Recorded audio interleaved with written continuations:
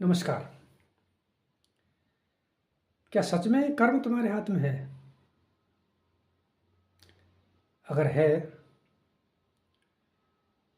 तो थोड़ा सोचो।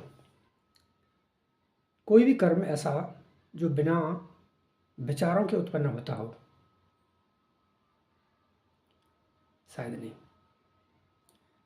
कोई भी कर्म बिना विचारों के उत्पन्न नहीं हो सकता। और विचार क्या हम पैदा करते हैं? विज्ञान कहती है एक दिन के अंदर यानी 24 घंटे में करीब 60,000 से 80,000 विचार हमारे मस्तिष्क में उत्पन्न होते हैं और वो लगातार चलते हैं। क्या हम उत्पन्न करते हैं? सोचो। और बिना विचारों के कोई कर्म हो नहीं सकता। जो भी कर्म आप करते हो उस कर्म के करने से पहले उसके बारे में एक विचार उत्पन्न होता है मस्तिष्क के अंदर। अब ये ध्यान देने की बात है, अगर 60 से 80,000 विचार हमारे मस्तिष्क में 24 घंटे में उत्पन्न होते हैं और उनको अगर हम उत्पन्न करते हैं तो हम उन्हें रोक भी सकते हैं। क्या हम रोक पाते हैं? सोचो। जब कभी हम ध्यान में बैठते हैं तो विचारों के उत्पन्न होने की तीव्रता बढ़ जाती है, ये देखा गया है। और उन्हें हमें रोकने का प्रयास करते हैं। क्या हम रोक पाते हैं? शायद नहीं। जब हमें उनको नहीं रोक पाते हैं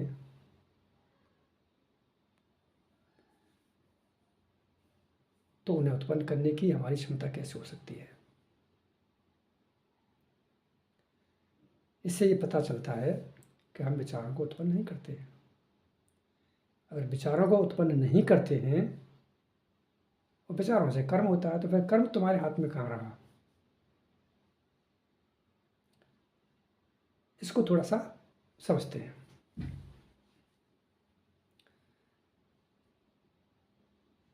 आप एक गिलास पानी पीना चाहते हैं, इसमें आपको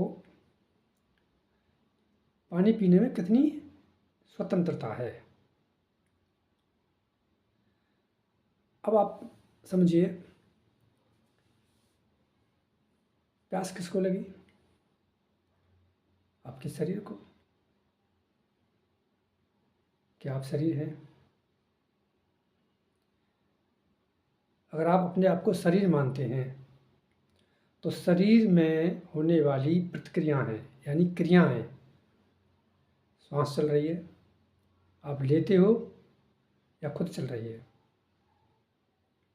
शरीर के अंदर अनेकों ऐसी क्रियाएं हैं जो चलती हैं,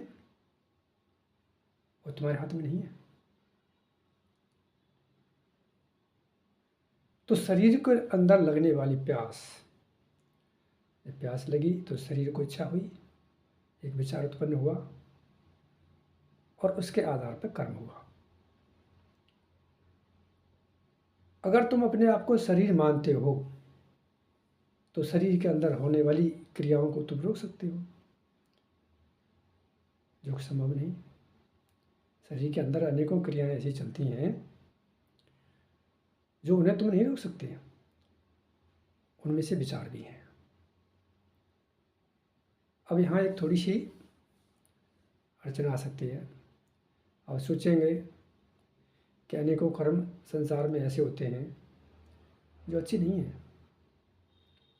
उदाहरण के लिए, चोर चोरी करता है तो उसको दोषी नहीं होना चाहिए क्योंकि कर्म उसके हाथ में नहीं है, विचार वो उत्पन्न नहीं करता है। लेकिन ऐसा नहीं है। वही चोर जब अदालत में जज के सामने जाता है तो उसको दंडित किया जाता है। यानी जज के अंदर आने वाला विचार भी वही सोर्स से आता है जिस सोर्स से चोर को चोरी करने का विचार आता है। तो अब ये क्या हुआ, अब यहाँ एक कॉज और इफेक्ट का प्रक्रिया बनती है। विज्ञान भी कहती है कि संसार कॉज एंड इफेक्ट के आधार पर चलता है, कर्म हमारे उसी आधार पर चलते हैं। लेकिन हमारा प्रश्न है, वास्तव में हम हर अपने कर्म को करने के लिए खुद ही उत्तरदायी हैं या नहीं। तो इनसे ये पता लगता है कि कर्म विचारों से होता है, विचार हमारे हाथ में नहीं तो कर्म हमारा नहीं। लेकिन सदैव ये भी कहा जाता है कि अच्छे कर्म करो। अब अच्छे कर्म करो, हमारे हाथ में तो विचार ही नहीं है तो अच्छे कर्म कैसे करें? अब प्रश्न यहाँ भी आता है, तो इसका क्या जवाब है? लेकिन फिर हम वापस उसी पॉइंट पे आएंगे, कॉज एंड इफेक्ट।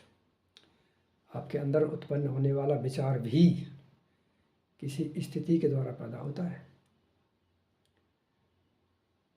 तो जो स्थिति विचारों को उत्पन्न करती है वो ऐसी होनी चाहिए जो सुविचार उत्पन्न करे, तो कर्म भी अच्छे होंगे। ये मैं आपसे कहना चाहता हूँ। नमस्कार, धन्यवाद।